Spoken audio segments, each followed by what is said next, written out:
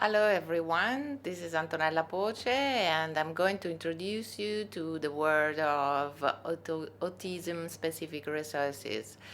How to create museum autism-specific resources. So there are some resources that are mainly used within this context. And these kind of resources should be thought and designed according to some guidelines, I would say. So we are going to talk about, of course, workshop and guided tours, multisensory tools, visual communication tools within the museum, mobile apps and e-guides. But to know how to deal with all these kind of resources, we need to have first a reflection regarding the design, the project that we would like to propose to our users. So we need to work on the methodological approach. Where do we start? We start from an issue, what we normally call in education a problem for research, where we need to collect information, data, to state actually what we want to do. So research in this preliminary phase is absolutely essential. According to that research, we can decide which kind of possible solution is the most suitable for our aims and objectives. That is why we refer to a model that could be absolutely consistent with those that are our goals. The best practice tool issued by the ICOM-CECA group. ICOM is the International Council of Museums, and CECA is the Committee for Education and Cultural Action. Within this group, that, as you might understand, works for the improvement of educational tools for museum education, we can refer to certain guidelines that can be applicable and can be actually useful for our aims in autism-specific environments. So, according to the best practice tool, we should always focus on different kind of objectives. We could have generic objectives, we could have specific objectives. In the field of autistic users, we should always focus on more specific objectives. Of course, when you devise a program, you can also focus on different kind of objectives. They might be more perceptual, they might be more cognitive, they might be more affective or related to the social area. But the most important thing is that you had your own specific research on the topic, on the issue that you need to develop, and then of course, split your generic objectives in sub-objectives that are easier to be reached, measured, and so effective. What should we always bear in mind? First of all, that we have a realistic program to put in place in terms also of space, logistics, of timing, and of course of financial resources.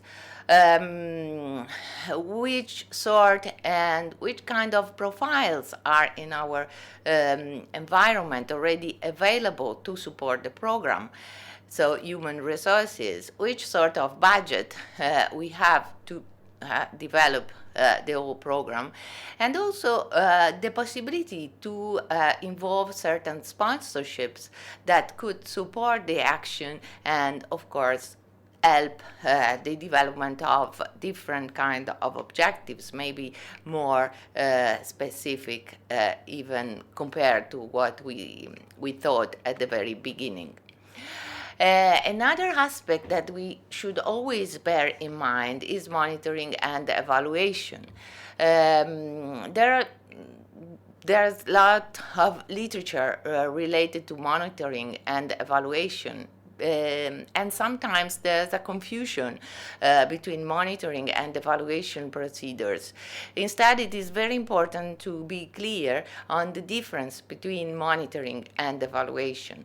Monitoring is, of course, what you do to control ongoing collection and analysis of the information to see the progress of the activity. Instead, evaluation can be of different types. We can have front-end evaluation, formative evaluation, and summative evaluation.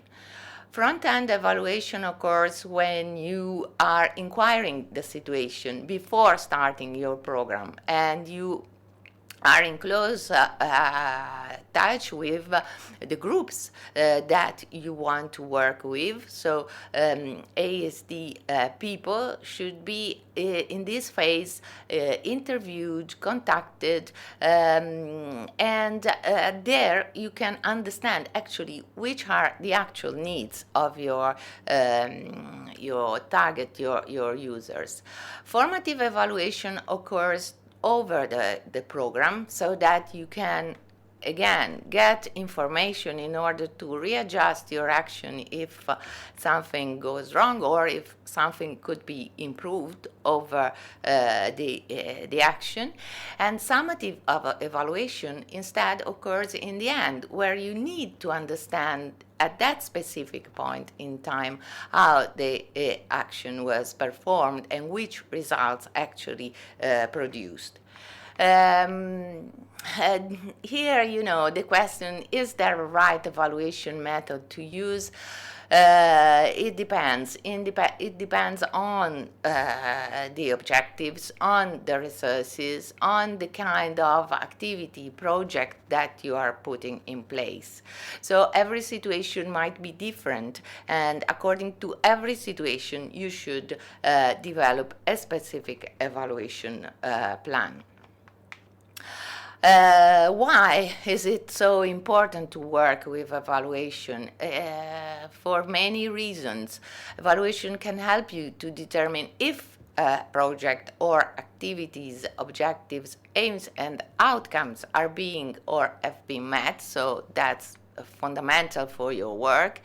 It's useful to understand the users, especially ASD users, better, and so helping us improve all the services that can be designed for them.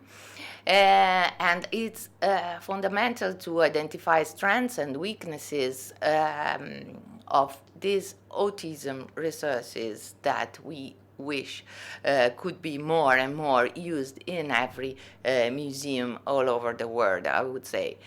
And also, of course, to define the quality of what we do as researchers, educators, teachers. So one key word that I really suggest you to bear in mind is participation. It is important to work very closely with ASD people or autism groups to understand actually which are their individual needs. So this is closely connected to the evaluation process. And the evaluation process, in order to be valid and reliable, should always keep in mind that we need to gain consent from participants. We need to keep participants informed of the evaluation that is going to take place over the program. It's important to keep the subject's anonymity, and it's important to be accessible. So those were the main guidelines related to the organization and the use of resources with ASD people. Lots can be done deepening the various subjects that we presented here, and I wish you really a good work in the field. Thank you.